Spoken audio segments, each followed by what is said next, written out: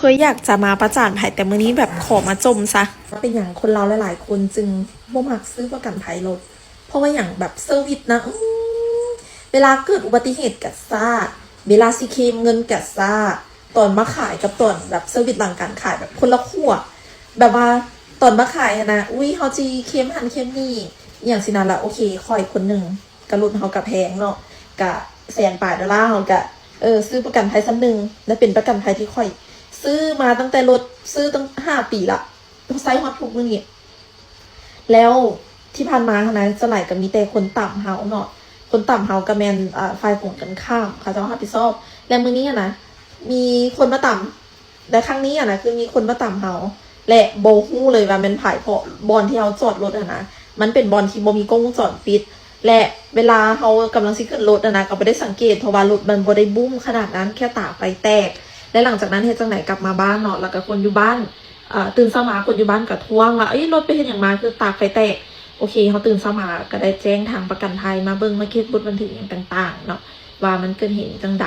โอเคแล้วเพิ่นก็สิเอาเรื่องนี้นะยื่นไปหาทางบริษัทพิจารณาโอเคหลังจากนั้น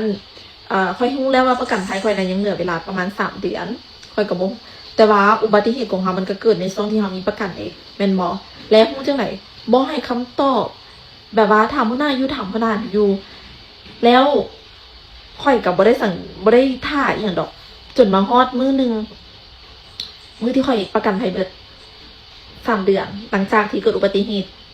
ส่งถามกับบ่มีคำตอบให้จักเทื่อแล้วมื้อที่ประกันภัยเบิดส่งมาเอ้ยประกันภัยเบิดอายุแล้วเด้ออันสิต่อบ่แล้วปีนี้เฮาสิขึ้น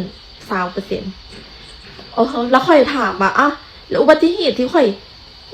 แจ้งเหตุไปหั่นนะพวกเจ้าสิเคลมหรือบ่เคลมเพราะว่าข่อยซื้อประกันภัยสัก1 ปีนึงบ่เท่าใดเกือบ60 ล้านเกือบ60 ล้านเอาแล้วเจ้าคืออยู่ในประกันภัยเนาะมันจะเคลมตั้งแต่ถ้ารถเสียเขาก็สิซื้อคืนให้แล้วมันก็จะเคลมแบบเวลาเฮาขี่ดาดหัวอย่างน้ำเหงื่อที่อย่างสินะเขาก็จะรับผิดชอบเบิดแล้วก็เวลาเกิดอุบัติเหตุก็จะรับผิดชอบทางคู่กรณีแล้วก็เฮาเนาะในกรณีที่เฮามีใบขับขี่บ่ได้มึนเมาอย่างต่างๆแล้วครั้งนี้บ่รับผิดชอบ